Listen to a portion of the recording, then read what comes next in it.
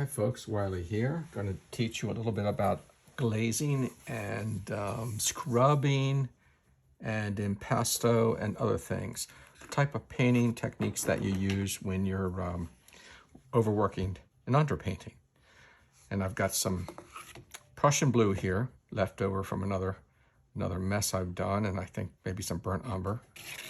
But that's not my main colors. My main colors that I may or may not use are obviously white, cadmium yellow, cadmium orange, some color named purple, sap green, iridian, burnt sienna.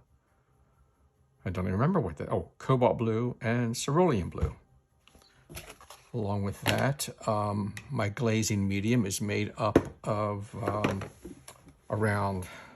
mostly Galvrid light, which is my normal medium. But when I glaze, I add a tiny, half a dozen drops of Damar varnish to it. It makes it nice and sticky, and it flows nicely. All right, so the very first thing I'm going to do, of course, everybody will wonder what I'm doing. Let's see. Oh, wrong color right up front. Okay, let's start again. All right, here we go. Gonna really cover this painting because what this is going to be is a nighttime scene. And what I do when I do these is to basically cover the entire canvas. Of course, it's all dry. The underpaint is completely dry. So I'm going to cover the entire canvas with, I believe this is phthalo blue. You can use Prussian blue.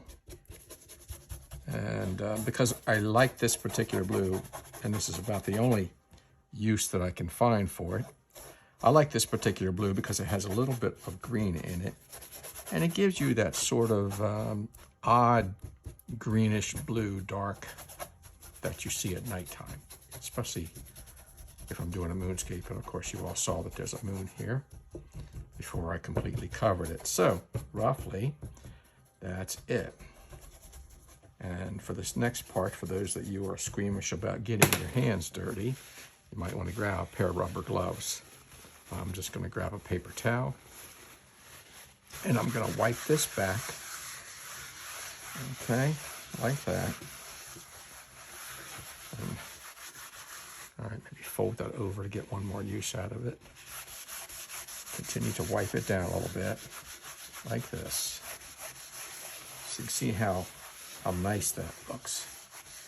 All right, so that's one paper towel. So I feel like I can lighten it up a little bit more. So take another swipe at it. There we go. We're getting there.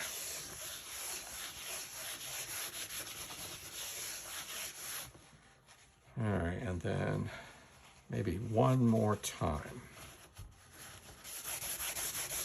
after I flipped the cloth over, paper towel over.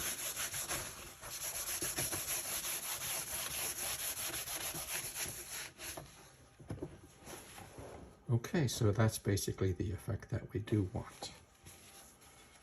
So we toss that aside. And of course, don't forget to dispose of it later. Actually, let's grab another towel here, because I also like to maybe wipe out the moon a little bit.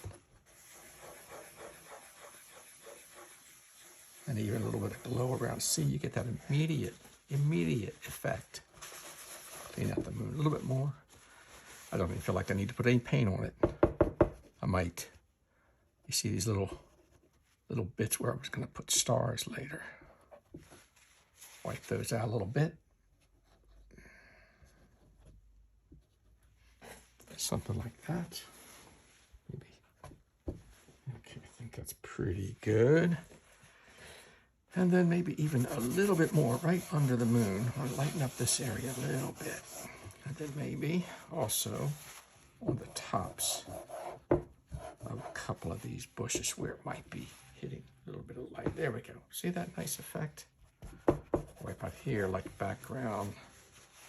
Again, I'm looking for where that light might be hitting.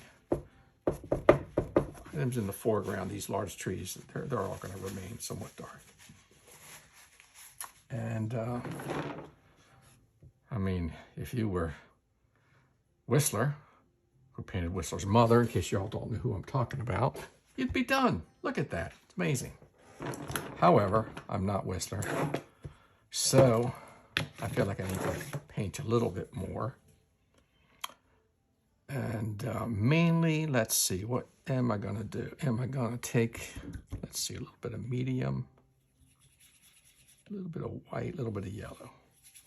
Quite likely to get me into trouble. We'll see what happens. I've got a white, cadmium yellow, a lot of medium. I just want to put a little bit, I'll test this off on the side here. Yeah, I want to put a little bit of light like this across the horizon, you know, working around the trees, looking for these little areas where the light might be peeking through, you know, the limbs.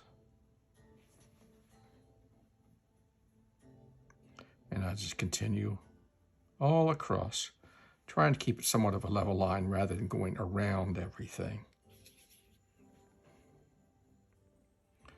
And you can see that what happens is as you work this paint, it picks up the Prussian blue out of that background, and it kind of tones that yellow to almost a blue-green color, which gives you a nice kind of a moonscape type of effect. All right, so let's see. Let's see, maybe, yeah. All right, so at that point, I'm gonna clean off my brush a little bit. And I'm just gonna use this soft brush and try to blend that color up a little bit into the darker color. There you go.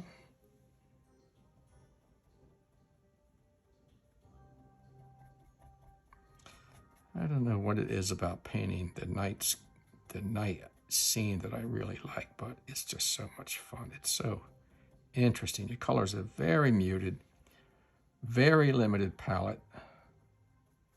In other words, just a few colors. I've put out all these colors, but because I'm going to do probably several paintings today, I'll just leave this one for this video.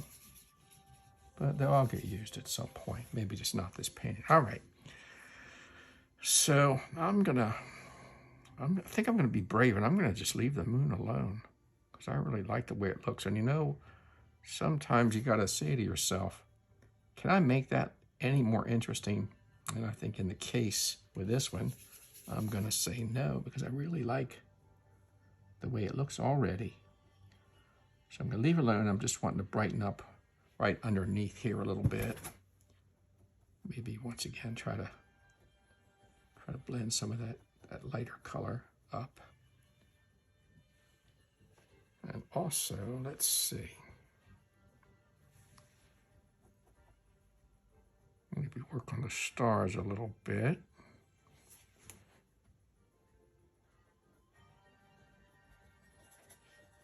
There we go.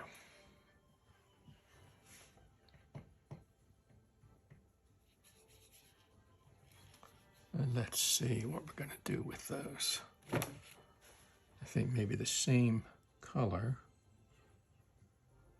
something like that, although I already don't know if it even needs it. So putting the color down, I'm patting it with my thumb, you know, just to soften it like this.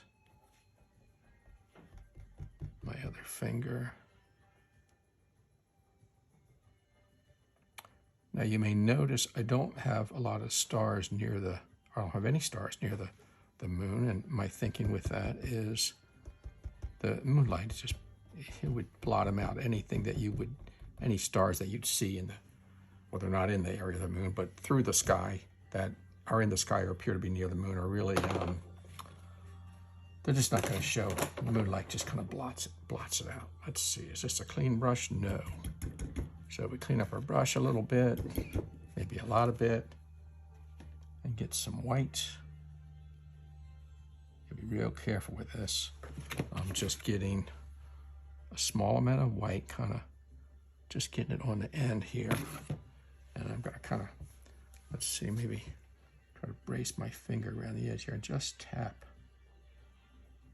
a star in like that. Very simple. Loading my brush up again. Lay another couple stars in here.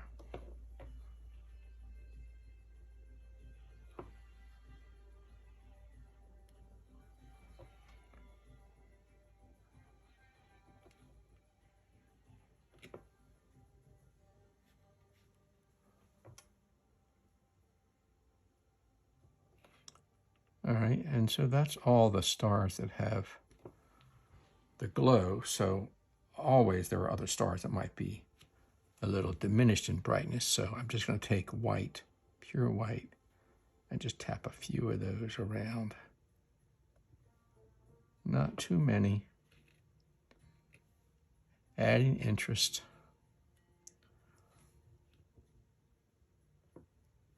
Being careful not to blob the paint on, because if I had to clean it up at this point, I'd probably have to retone the canvas a little bit. And then not too many too low against the horizon, because of course, once again, they're going to disappear in the light of the horizon. So just a couple. Maybe one close there. We'll give that one a friend. Okay. And just a couple more closer to the moon once again. Very small. Yeah, I'm pretty happy with that. You see how some are bright, some are dull, etc.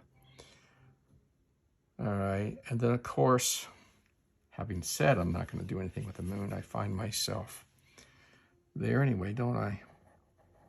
Maybe just strengthen it up a little bit.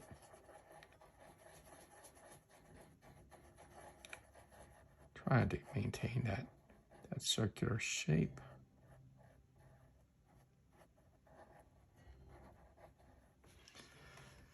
And then again, I want to haze it out a little bit. Do it with my finger. Yeah. See how nice? Yeah, I like that. All right, so let's see. Next, where is my attention going to be? I have to give it a thought. Perhaps a little yellow, a little orange, a little white, maybe a little warm color like that. A little bit more yellow, I don't know, maybe too yellow. And of course some medium. Make it real thin. This is really thin. This is like a thin glaze. And I'm going to test here. Yeah, too strong.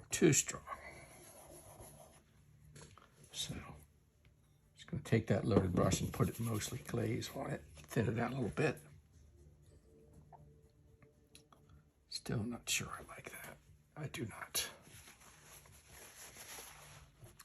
And I can carefully wipe that out without any trouble. Let's see. I'm just going to test. Yeah. Bring a little green into the subject. Again, this is a glaze because it's a very thin bit of paint. It's really mostly medium.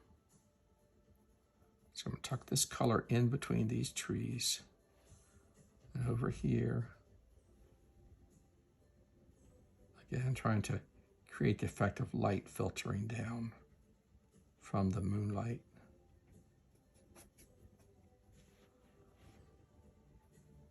Yeah, that's working for me.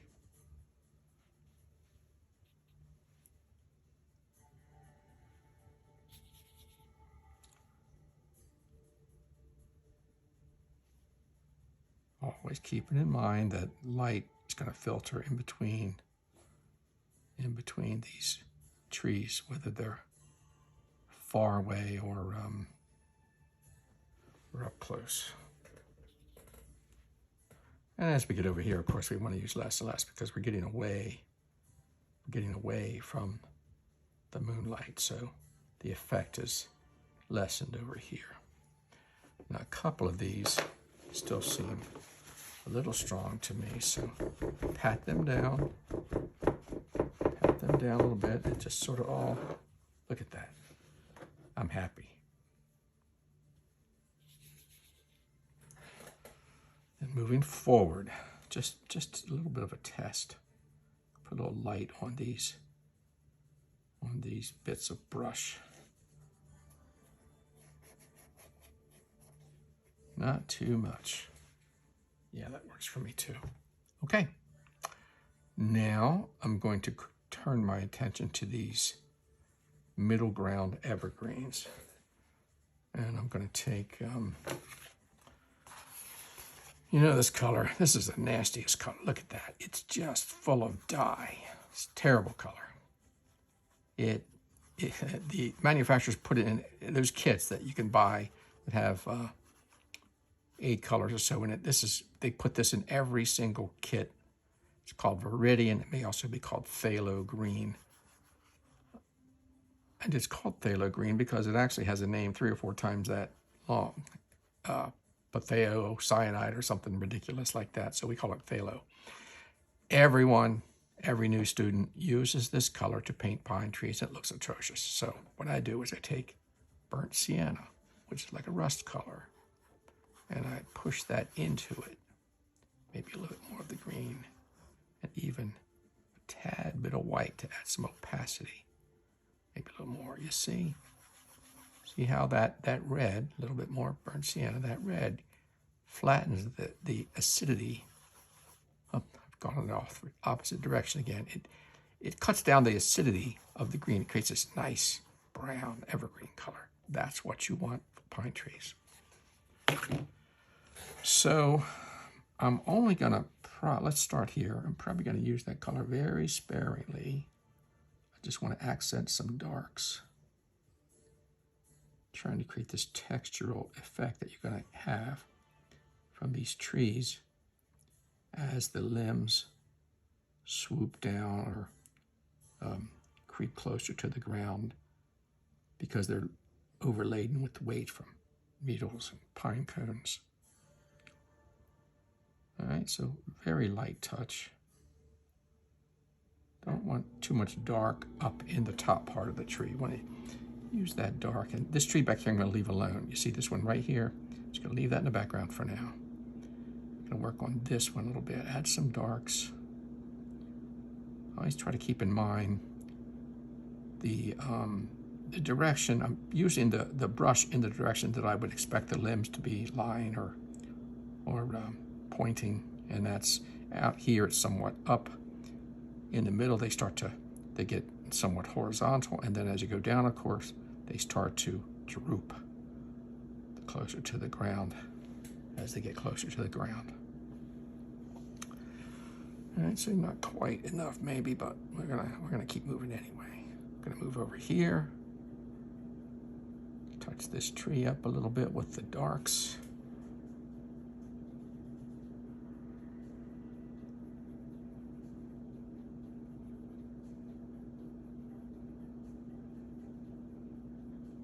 There we go. And you don't have to worry about a great deal about which tree, which green, and so forth, because they all just sort of disappear in the dark here anyway.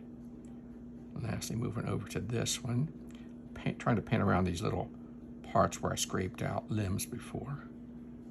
Don't want to lose that contrast if I can help it.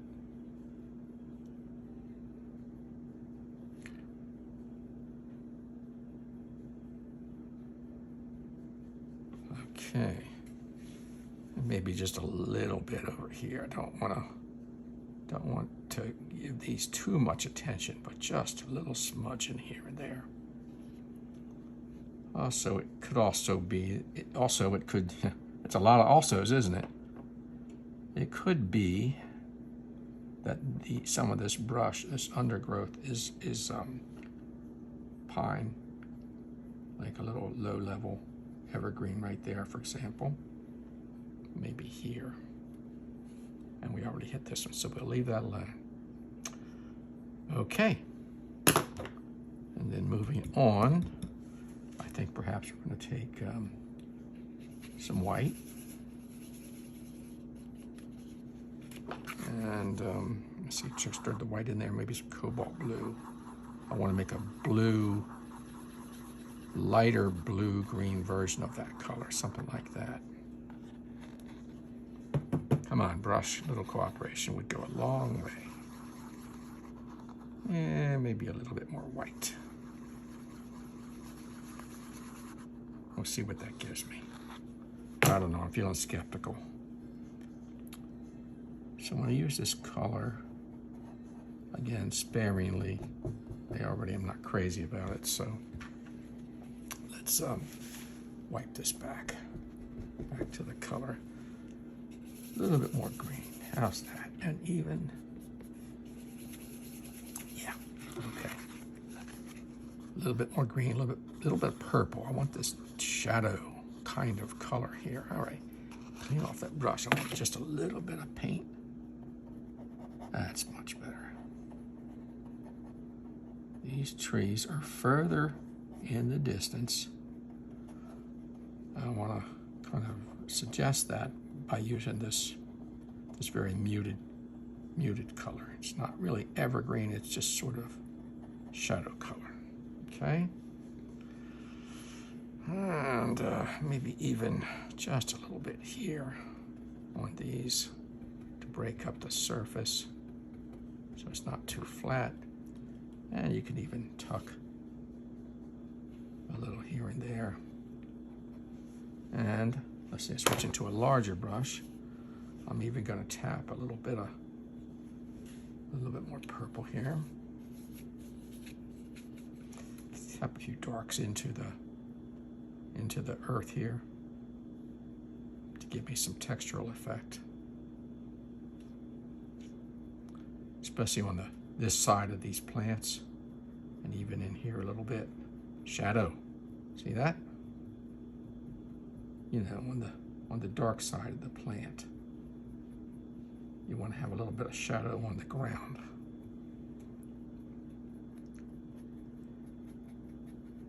Okay, maybe blend some of it. All right, getting close. So let's see, I'm gonna take this small brush again, clean it up. And I'm gonna take, let's see, I have this little bit of medium and this burnt sienna. Maybe a little white in there, yeah, I don't know. I think I said I had burnt umber over here somewhere. Yes, that's that really dark brown, so bring some of that in. Yeah, I'm happy with that. So with that, I'm gonna address some of the trunks. And again, being very careful, using a light touch. You just wanna try to skate through here and imagine where these trunks might be peeking through the pine boughs.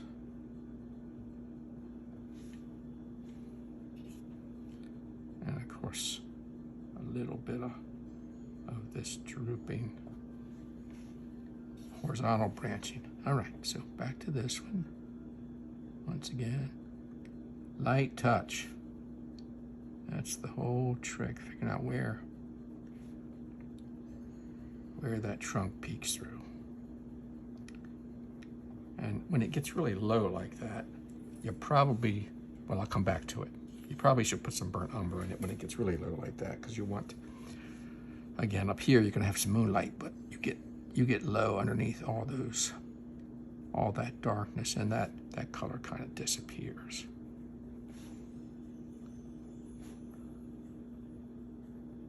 There we go. See how it brings out the structure of that tree? Now this one I've already scratched in some lights, so I'm gonna go ahead and just paint over them with this color.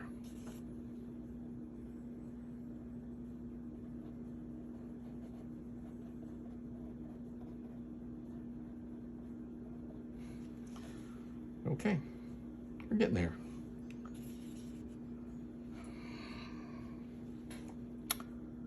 As far as these other, we can just leave them alone. All they are is they're there to just suggest texture and other trees. So I don't fuss with them too much, but I do come in here with that brown color. Maybe touch up a little bit. Suggest a little bit more.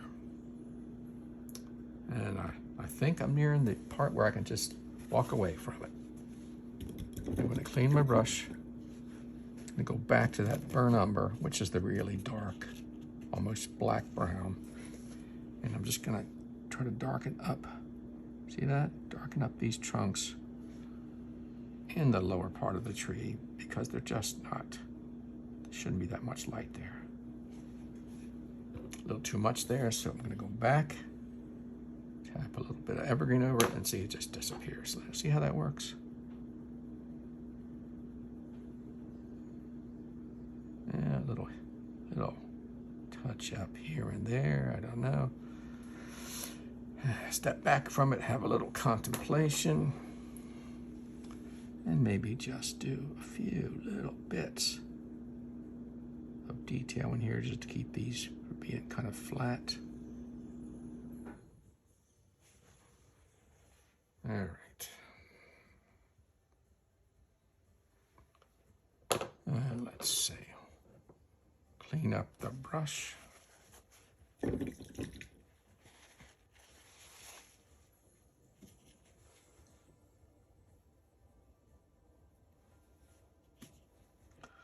This little paint on the bottom, get rid of my tape mark that apparently I put on here trying to hold the painting still. So to make that disappear, it'll disappear when I frame it or if I frame it, but for now, little touch up isn't going to hurt it. Oh, come on. A little cooperation from the painting would help. There we go. All right, let's see. I believe that is going to be it for this painting. So on to the next thing. Thank you for watching.